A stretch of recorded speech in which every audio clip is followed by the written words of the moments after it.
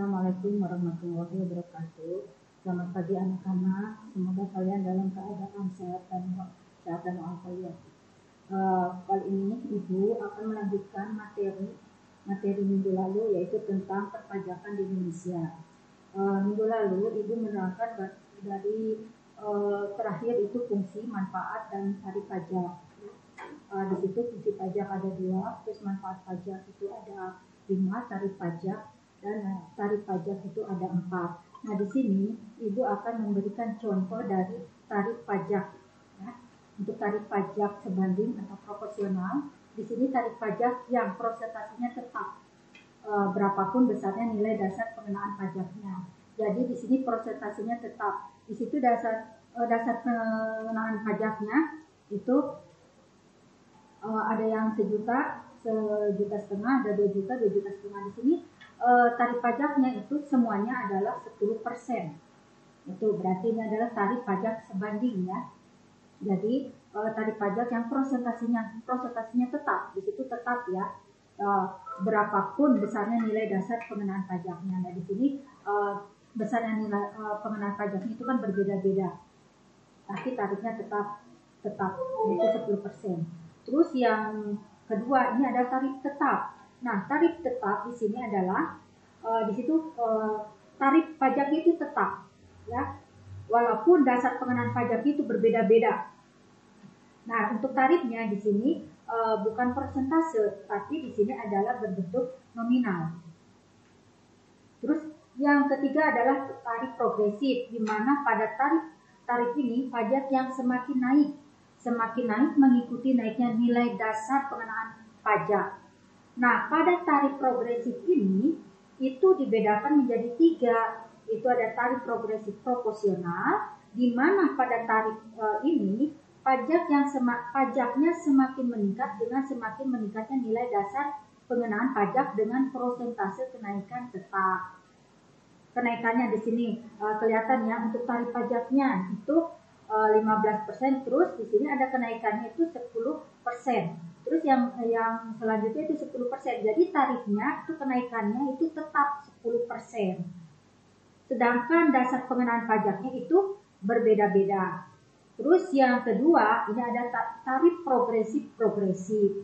Nah, pada tarif ini, tarif pajak yang semakin meningkat dengan semakin meningkatnya nilai dasar pengenaan pajaknya dengan persentase kenaikan yang semakin meningkat. Nah, di dalam tabel itu kelihatan ya, tarif pajaknya itu tarif pajaknya 10%, terus 15%, 30%. Nah, di situ kan dasar pengenaan pajaknya itu di mana yang 25 juta itu tarif pajaknya adalah 10%. Yang 25 juta sampai dengan 50 juta itu 15%. Di atas 50 juta itu 30%. Nah, jelaskannya. Jadi di sini tarif pajaknya yang semakin meningkat dengan meningkatnya nilai dasar pengenaan pajaknya. Terus selanjutnya ini ada tarif pajak progresif degresif. Nah, pada tarif ini pajaknya semakin meningkat dengan semakin meningkatnya nilai dasar pengenaan pajaknya dengan persentase kenaikan yang semakin menurun. Jadi di sini dasar pengenaan pajaknya meningkat, tapi tarif pajaknya prosentasenya semakin menurun. Ya, bukan semakin naik, tapi di sini semakin menurun. Terus yang keempat itu tarif pajak degresif. Nah, pada tarif pajak ini tarif pajak yang prosentasenya semakin menurun dengan semakin meningkatnya nilai dasar pengenaan pajaknya. Jadi di sini tarif pajaknya semakin menurun. Nah, kalian bisa lihat ya di situ, sedangkan dasar pengenaan pajaknya naik, sedangkan tarif pajaknya menurun. Nah, di situ di dalam tabel terlihat itu dasar pengenaan pajaknya 50 juta, tarif pajaknya 30%. Terus dasar pengenaan pajaknya 100 juta, tarif pajaknya 20%. Terus dasar pengenaan pajaknya 200 juta, tarif pajaknya 10%. Terus selanjutnya yaitu ajas pemungutan pajak dan sel-sel pajak. Nah, di sini azas pemungutan pajak itu ada 3 azas. Yang pertama adalah azas domisili atau tempat tinggal. Ini menyatakan bahwa negara memiliki hak untuk mengenakan pajak kepada seluruh penghasilan yang diterima oleh wajib pajak, baik yang berasal dari dalam negeri maupun luar negeri yang bertempat tinggal di dalam wilayah negara tersebut.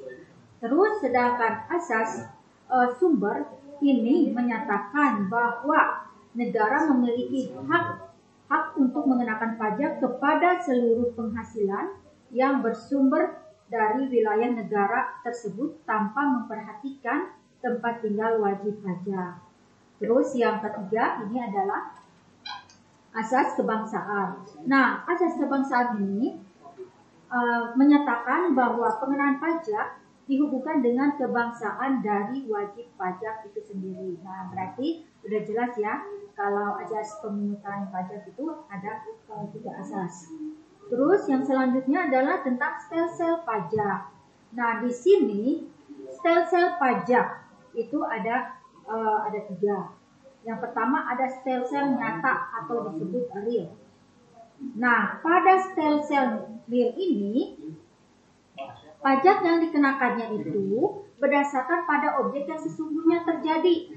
Jadi objeknya yang harus diperhatikan di sini adalah objeknya ya. Terus kalau stelsel anggaran atau disebut stelsel fiktif ini, pajak yang dikenakan berdasarkan pada suatu anggapan yang diatur oleh undang-undang. Terus yang ketiga adalah stelsel campuran, di mana pada stelsel ini pajak berdasarkan pada 2 stelsel, yaitu stelsel nyata atau real dan stelsel anggaran atau fiktif. Terus selanjutnya ini adalah tentang jenis-jenis pajak. Nah, jenis pajak ini yang pertama itu pajak menurut golongannya ya. Jadi dilihat yang pertama pajak menurut golongannya. Nah, pajak menurut golongannya ini dibagi menjadi 2. Yang pertama adalah pajak langsung. Nah, pajak langsung ini adalah pajak yang ditanggung sendiri oleh wajib pajak dan tidak dapat dilimpahkan kepada wajib pajak lainnya. Contohnya pajak penghasilan itu adalah termasuk pajak langsung, karena pajak itu adalah ditanggung oleh orang yang bersangkutan atau wajib pajak yang bersangkutan. Terus ada yang kedua itu pajak tidak langsung. Nah, pajak tidak langsung ini adalah pajak yang dapat dipindah tangankan kepada orang lain atau pihak ketiga. Ini contohnya PPN, pajak penambahan nilai ya. Jadi misalnya begini, kalau PPN itu, misalnya kita membeli suatu barang. Nah, barang itu kita jual. Ya, jadi yang membayar pajaknya itu adalah orang yang membeli. Bisa dilimpahkan ya, orang yang membeli barang kita. Itu termasuk pajak tidak langsung. Terus yang kedua dilihat dari pajak menurut sifatnya. Nah, pajak menurut sifatnya ini ada 2. Ada pajak subjektif. Nah, di sini pajak ini yang pengenaannya dengan memperhatikan keadaan diri wajib pajak. Ini diri wajib pajak ya. Contohnya ini adalah pajak penghasilan. Terus yang kedua ini adalah pajak objektif. Ini adalah pajak yang pengenaannya dengan memperhatikan objeknya tanpa memperhatikan keadaan wajib pajaknya. Contohnya PPN, PPNBM, dan PBB. Jadi di sini bisa membedakan ya, yang dikatakan pajak subjektif itu yang berhubungan dengan diri wajib pajak, ya. Kalau yang pajak objektif ini yang pengenaannya itu berdasar keadaan, tidak memperhatikan keadaan wajib pajak, tapi dia memperhatikan adalah bendanya. Terus selanjutnya ini dilihat pajak menurut lembaga pemungutannya. Nah, dilihat lembaga pemungutannya ini pajak dibagi menjadi 2. Ya, yang pertama ada pajak pusat. Nah, yang kedua ini adalah pajak daerah. Nah, Yang dikatakan dengan pajak pusat ini adalah pajak yang dipungut oleh pemerintah pusat. Tuh, contohnya PBB, PPH, PPN, BM. Terus kalau pajak daerah ini pajak yang dipungut oleh pemerintah daerah, baik daerah tingkat 1 maupun daerah tingkat 2. Contohnya untuk pajak kendaraan itu, pajak kendaraan bermotor itu dipungut oleh pemerintah daerah tingkat 1. Kalau pajak hotel itu dipungut oleh pemerintah daerah tingkat 2. Nah, selanjutnya ini ada hutang dan hambatan pemungutan pajak ya. Di sini hutang pajak dan hambatan pemungutan pajak ini yang timbul diatur dengan 2 ajaran. Yang pertama itu ada ajaran formil. Nah, di mana pada ajaran ini hutang pajak itu timbul karena dikeluarkan surat keterangan pajak oleh Fiskus. Terus ajaran formil ini cocok diterapkan pada sistem pajak official assessment system. Nah, kalian tahu kan Fiskus ini adalah orang atau pejabat yang tugasnya adalah menarik pajak dari masyarakat. Itu Fiskus ya. Terus yang kedua ini adalah ajaran material. Nah, pada ajaran ini hutang pajak timbul karena berlakunya undang-undang. Ajaran ini cocok diterapkan pada sistem pajak self assessment system. Nah, jadi kalian bisa membedakan ya mana ajaran formil dan mana ajaran material. Nah, di sini intinya untuk ajaran formil itu diterapkan pada sistem pajak ya, atau sudah ada ketetapan pajak, sudah ada ketetapannya ya. Kalau pada ajaran material ini itu udah timbul karena berlakunya undang-undang. Terus selanjutnya hambatan pemungutan pajak. Nah, dalam hambatan pemungutan pajak ini ada 2 hambatan. Yang pertama adalah perlawanan pasif. Nah, di mana pada perlawanan pasif ini semua usaha dan perbuatan yang secara langsung ditujukan kepada Fiskus dengan tujuan untuk menghindari pembayaran pajak. Itu dikatakan perlawanan pasif. Nah, kalau perlawanan aktif ini adalah masyarakat untuk membayar pajak meliputi semua usaha dan perbuatan yang secara langsung ditujukan kepada Fiskus dengan tujuan untuk menghindari pembayaran pajak. Terus selanjutnya, ini ada tentang sistem pemungutan pajak dan alur administrasi perpajakan di Indonesia. Nah, di sini sistem pemungutan pajak itu ada 3. Yang pertama, ini ada official assessment system, di mana sistem ini adalah pemungutan pajak yang memberikan kewenangan kepada Fiskus untuk menentukan besarnya pajak yang terhutang oleh wajib pajak. Dengan kata lain, ini official assessment system, jadi seorang Fiskus itu dia yang menghitung besarnya pajak yang terhutang oleh wajib pajak. Terus yang kedua, self assessment system, ini adalah sistem pemungutan pajak yang memberikan kewenangan kepada wajib pajak untuk menentukan besarnya pajak yang terhutang. Nah, pada sistem ini yang self assessment system, jadi wajib pajak itu boleh menghitung pajaknya sendiri. Itu bedanya ya dengan official assessment system. Kalau official assessment system itu pemungutan pajak itu dia memberikan kewenangan jadi Fiskus yang menghitung besarnya pajak. Kalau pada self assessment system ini wajib pajak itu diberikan kewenangan untuk menghitung pajaknya sendiri. Terus yang ketiga adalah withholding system.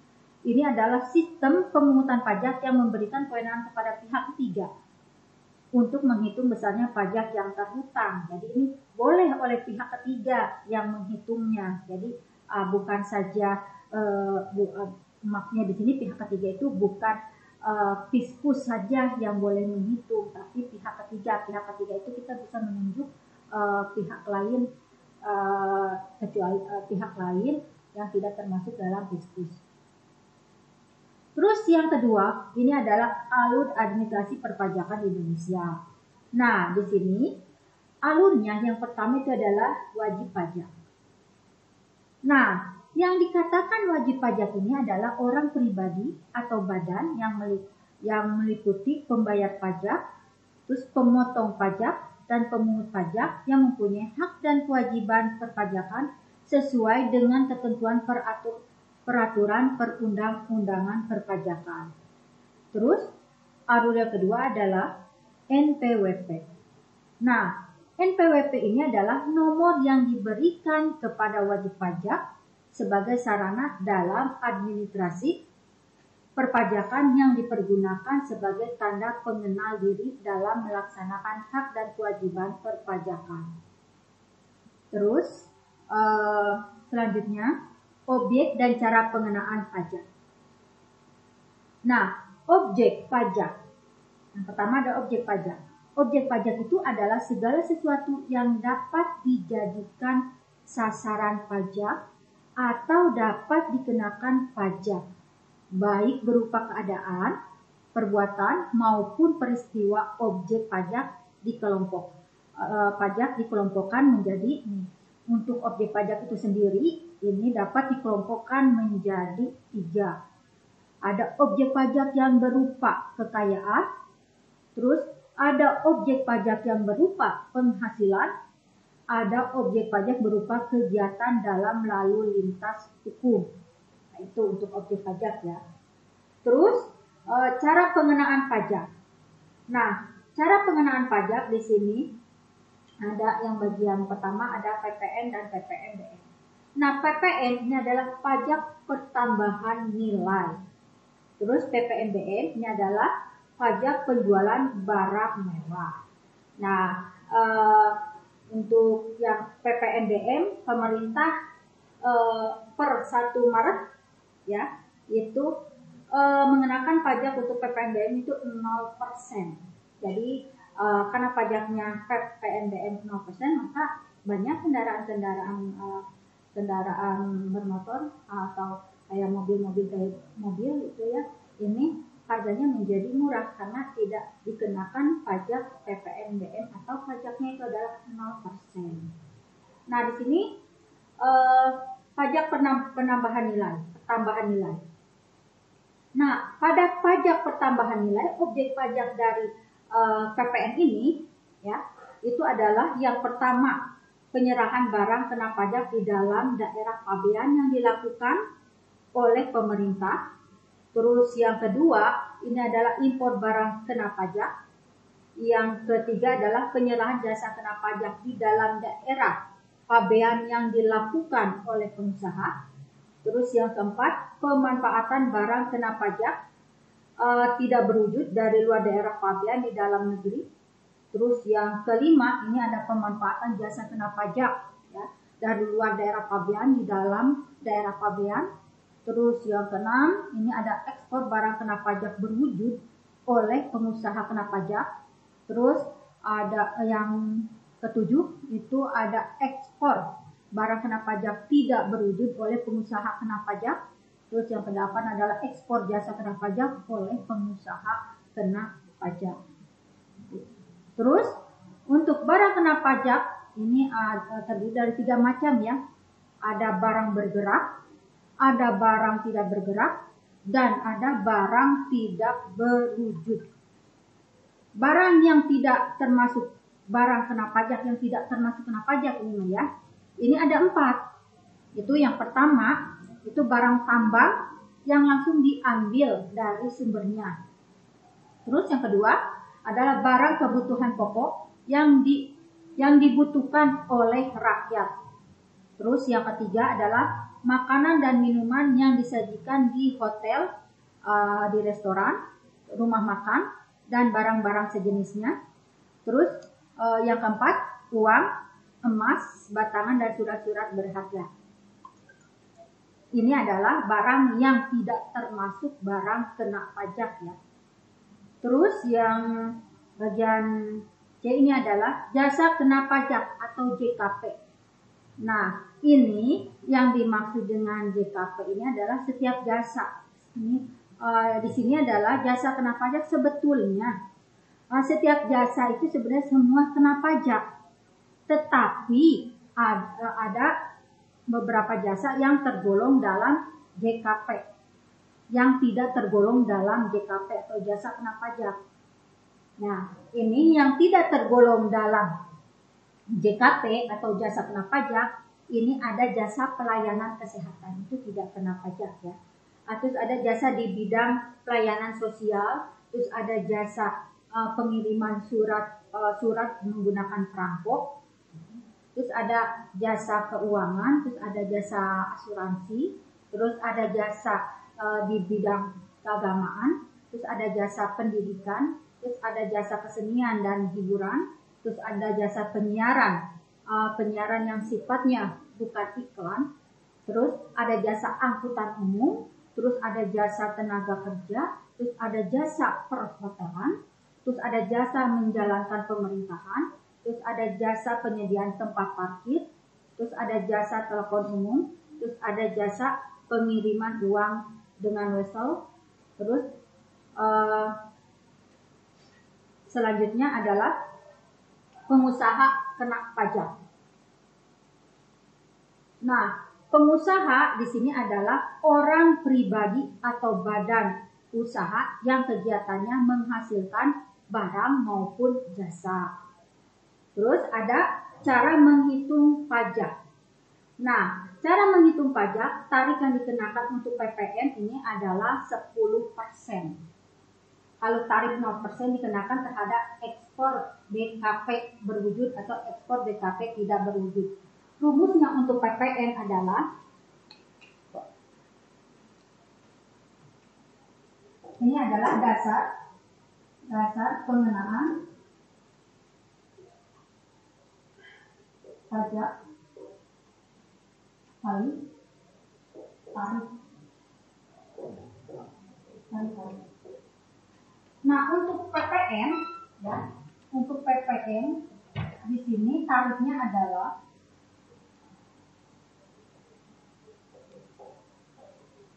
ini tarif pajaknya 10%. Jadi untuk menghitungnya begini, misalnya dasar pengenaan pajaknya dasar pengenaan pajaknya itu 20 juta, ya 20 juta. Nah di sini tarifnya itu 10%. Maka di sini adalah pajak yang terhutang atau pajak yang harus dibayar itu adalah 2 juta. Nah misalnya, dasar pengenaan pajaknya misalnya 30 juta, tinggal dikali 10%, berarti 3 juta. Atau misalnya 40 juta, berarti dikali 10%, jadi 4 juta dan seterusnya seperti itu. Ini adalah untuk PPN. Misal ada contoh soal seperti ini.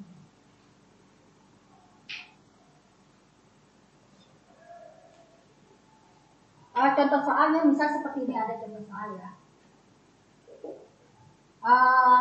Tuan X ini membeli di sini, membeli kain dari Tuan X membeli kain sebentar ini bisa gitu.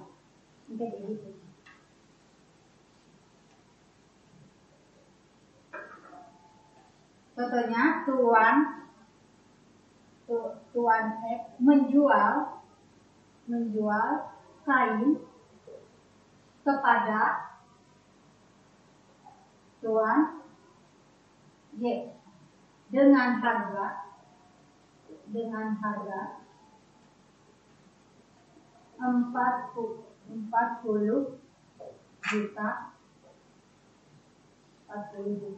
rupiah. 40 juta rupiah. Nah, maka Tuan Y akan membayar PPN kepada tuan sebesar.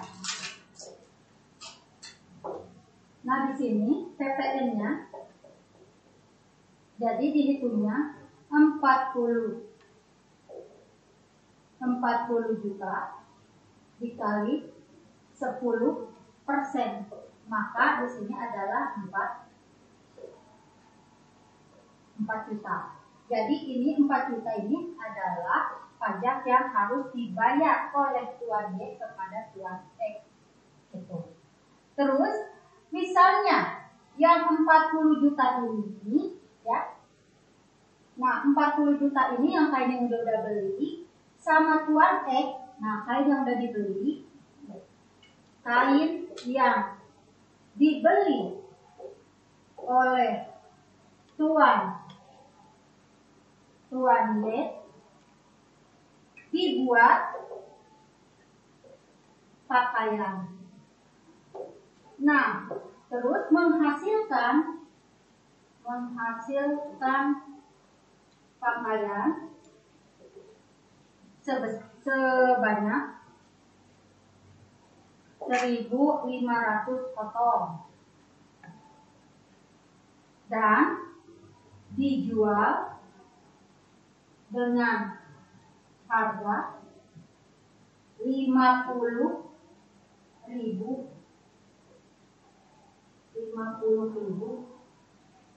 per potong. Maka pajak yang kurang bayarnya adalah, nah sini perhatikan ya, tadi itu kan PPN-nya maafin ya, salah. PPN-nya 40 juta kali 10%. Nah, di sini sama dengan 4 juta.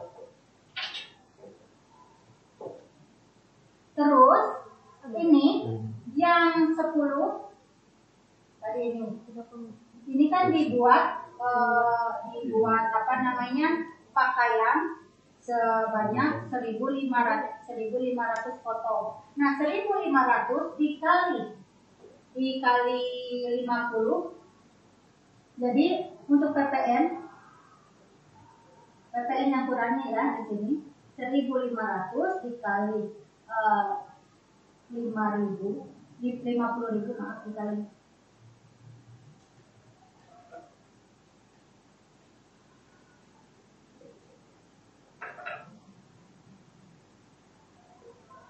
50.000 dikali 1.500 potong. Ini 75 juta.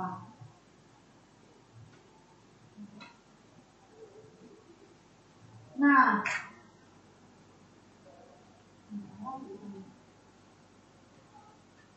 ini dikali 10%, jadi 7,5 juta.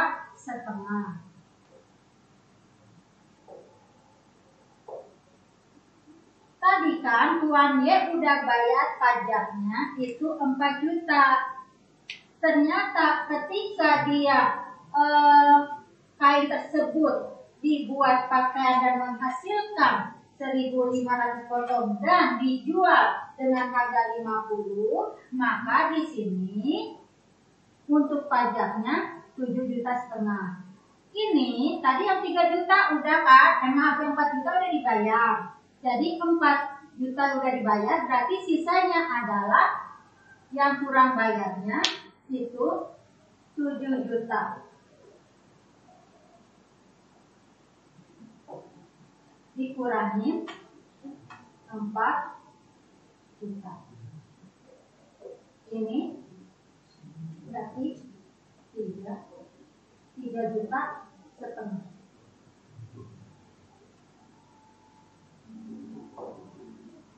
Ini adalah pajak keluarannya. Kalau di pajak ini disebut pajak masukan untuk tuan X, terus ini untuk tuan X, nanti tadi sudah dibayarkan sebanyak 4 juta, dan di sini adalah pajak keluarannya atau pajak yang harus terutang lagi, ini 3 juta setengah. Atau lebih jelasnya kalian, ini contoh yang ini ya.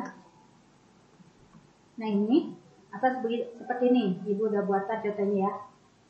Atau pengusaha yang menjual kain, nah di sini tarifnya itu, jadi besar PPN terutang adalah yang 4 juta. Pengusaha dia kemudian mengolah kain yang telah dibelinya dari pengusaha X dan menjualnya pakaian menjadi 1.500 pakaian. Nah itu ya. Ini atau seperti ini. Itu bisa ya. Jadi di sini pajak kurang bayarnya itu adalah 3 juta setengah. Sampai sini kalian paham? Terus dilanjut ya tentang pajak penjualan barang mewah atau PPNBM. Nah, di sini barang mewah ini akan dikenakan 2 jenis pajak, yaitu yang pertama adalah PPN dan PPNBM. Jadi ada 2 jenis pajaknya ya untuk barang mewah. Yang pertama adalah kena PPN dan yang kedua adalah PPNBM. Nah, untuk penggolongan barang mewah, ini barang yang digolongkan ke dalam barang mewah, ini apabila memenuhi beberapa syarat berikut. Ini barang tersebut bukan termasuk ke dalam kebutuhan pokok. Terus barang tersebut dikonsumsi oleh masyarakat tertentu. Terus barang tersebut dikonsumsi oleh masyarakat berpenghasilan tinggi. Terus barang tersebut dikonsumsi untuk menunjukkan status. Nah, jadi ini adalah termasuk barang mewah. Ini ada syaratnya ya, barang mewah itu ada 4 syarat. Terus perhitungan pajak penjualan barang mewah atau PPNBM ini kalau menurut Undang-Undang Nomor 42 Tahun 2009, ini besar tarif pajak PPNBM-nya paling rendah 10% dan paling tinggi adalah 200%. Untuk rumus matematisnya, ini untuk menghitung besar PPN-nya, kalian bisa lihat di sini ya. Di sini PPNBM ini dasar pengenaan pajak,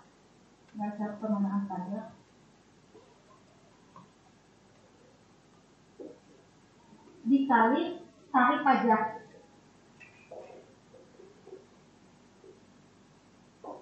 Misalnya dasar pengenaan pajaknya untuk PPNBM, misalnya dasar pengenaan pajaknya di sini adalah 200 juta, ya, misalnya 200 juta.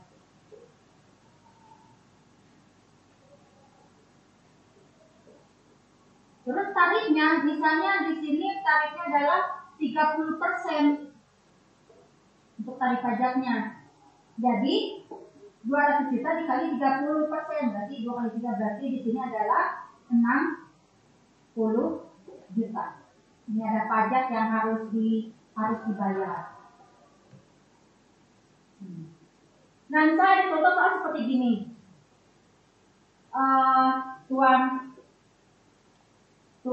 X misalnya membeli mobil seharga, mobil itu seharga 200 juta. Ya. Tarif pajaknya ini 30%. Dikenakan tarifnya 30%. Maka pertama kali dihitung adalah PPN-nya dulu.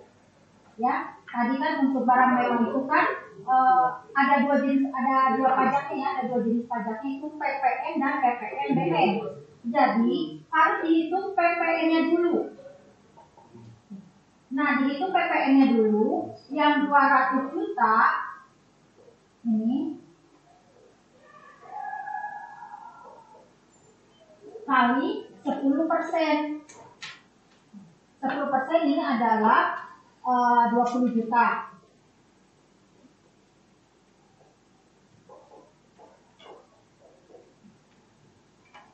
Terus PPN. PPNBM.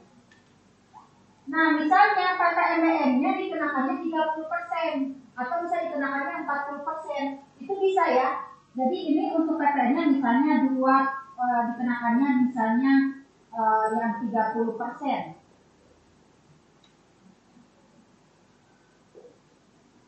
Ini berarti 60. Jadi ini 80. Ini adalah pajak yang harus dibayar atau pajak yang terhutang. Ini berarti 80 juta pajaknya. Jadi misalnya PPNBM-nya dasar pengenaan pajaknya misalnya 300 juta atau 400 juta, itu pajaknya adalah 40%, tinggal 300 dikali 300 juta dikali 400 berarti dikali misal 40% dikali 4 dikali 3 12 berarti 3 dikurangi 12 itu adalah 18 berarti ininya 12 berarti. Jadi nanti untuk pertanyaannya begini ya, misalnya ini mah PPN BM untuk BM. Terus misalnya harga mobilnya misalnya ya itu 400 juta misalnya. Terus tarifnya ini adalah 40%. Berarti ini adalah kali ini 16. Ini berarti PPN-nya segini ya. Tadi kalau menurut undang-undang itu kan ya untuk pajak itu untuk pajak PPNBM itu kan 10%, minimal 10%, maksimal 200%. Nah, untuk yang 200% itu biasanya harga-harga mobil yang udah bukan produk dari Indonesia lagi itu Maya, berarti udah produk luar. Jadi ini dikenakan pajaknya 200%. Nah, kalau misalnya harga mobil itu di sananya misal harga mobil di Amerika itu 100 juta. Terus mobil itu kita dikirim ke Indonesia, maka di Indonesia itu kan akan kena pajak misalnya kena pajaknya itu yang diambilnya yang 200%, maka harga kendaraan itu adalah 300 juta. Kalau misalnya di Amerika harganya 200 juta, terus datang ke Indonesia itu kenakan pajaknya 200%, ya tinggal 200 kali 200%, berarti itu harganya adalah 400 juta. Itu seperti itu ya. Nah, selanjutnya ini tentang pajak penghasilan. Nah, untuk pajak penghasilan ini adalah untuk objek pajak penghasilan ini adalah setiap penambahan kemampuan ekonomi yang didapatkan oleh wajib pajak, baik yang berasal dari dalam negeri maupun dari luar negeri, yang dapat digunakan untuk mengkonsumsi maupun untuk menambah kekayaan wajib pajak. Terus penghasilan ini tidak kena pajak atau PTKP. Ini adalah PTKP ini biasanya dikurangi dari penghasilan yang diterima oleh wajib pajak orang pribadi. Untuk tabel penghasilan tidak kena pajak, ini untuk diri wajib pajak ya, ini adalah 36 juta. Untuk wajib pajak yang sudah kawin, misalnya dia udah nikah nih wajib pajak, berarti itu besar penghasilan tidak kena pajaknya itu 3 juta. Terus tambahan penghasilan untuk istri yang menerima penghasilan yang digabung dengan penghasilan suami itu besar PTKP-nya 36 juta. Terus tambahan untuk keluarga semendak dalam baris keturunan lulus misalnya anak ya, yang menjadi tanggungannya ini maksimal 3 orang.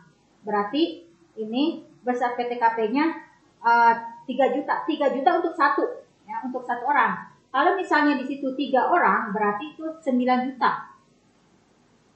Terus untuk tarif PPH, ini tarif pajak orang pribadi dalam negeri, ini kalian bisa lihat di tabel tarif pajak penghasilan orang pribadi dalam negeri, itu ada lapisan penghasilan kena pajak. Ya. Misalnya sampai dengan 50 juta, ini dia akan kena tarif pajaknya 5%. Terus misalnya di atas 50 juta sampai dengan 250 juta, ya, ini tarif pajaknya adalah 15%. Terus misalnya di atas 250 juta sampai dengan 500 juta, ini tarif pajaknya tarif pajaknya adalah 25%. Terus selanjutnya misalnya di atas 500 juta ini adalah tarifnya 30%. Nah, bisa kalian lihat dari contoh yang udah Ibu buat di situ. Tuan Andi adalah seorang wajib pajak yang memiliki seorang istri dan 3 orang anak. Nah, di sini istri Tuan Andi itu sudah bekerja di sebuah perusahaan dan penghasilannya istri Tuan Andi itu harus digabung dengan penghasilan Tuan Andi. Nah, di sini hitunglah besarnya PTKP Tuan Andi. Ini PTKP ya. Jadi penghasilan tidak kena pajak Tuan Andi. Ini di sini untuk mencari PTKP yang tadi kan udah kan ya. Di sini kalian bisa lihat untuk yang PTKP di situ diri wajib pajak 36, terus wajib pajak sudah kawin 3, terus tambahan penghasilan istri 36, terus tambahan untuk anak atau semenda dalam garis keturunan ini adalah 3 juta untuk 1 orang. Sedangkan ketentuannya itu adalah untuk 3 orang. Nah, di sini ya kita kembali ke soal yang tadi. Jadi ini PTKP-nya, PTKP wajib pajak, penghasilan tidak kena pajak wajib pajak 36, terus PTKP yang kawin, ini karena dia udah kawin ya. Ini berarti 3 juta. Terus PTKP tanggungan tadi di situ adalah anaknya 3 orang, berarti 3 kali 3 juta. Ya, itu berarti 9 juta. Ditambah itu PTKP penghasilan istri 36 juta. Jadi ini dijumlah. Nah, jadi 84 juta. Nah, di sini apabila penghasilan yang diperoleh oleh istri Tuan Andi telah dipotong, nih udah dipotong ya, maka PTKP dari Tuan Andi adalah sebagai berikut. Jadi karena udah dipotong, jadi tinggal dihilangkan aja yang PTKP penghasilan istri. Jadi di situ yang ditambahkannya adalah PTKP wajib pajak, ya, itu 36. Terus PTKP kawin itu 3 juta. Terus PTKP tanggungan itu 3 dikali 3 juta berarti 9 juta. Jadi 36 ditambah 36 juta ditambah 3 juta ditambah 9 juta berarti PTKP-nya adalah 48 juta. Gitu. Ini untuk menghitung PTKP ya, baru menghitung PTKP. Minggu depan Ibu akan terangkan tentang menghitung untuk tarif PPh-nya. Untuk kali ini atau untuk pertemuan ini Ibu cukupkan sekian. Kita akan ketemu di minggu yang akan datang. Dan Ibu cukupkan apabila ada kesalahan atau ada kata-kata yang tidak berkenan, Ibu minta maaf. Assalamualaikum warahmatullahi wabarakatuh.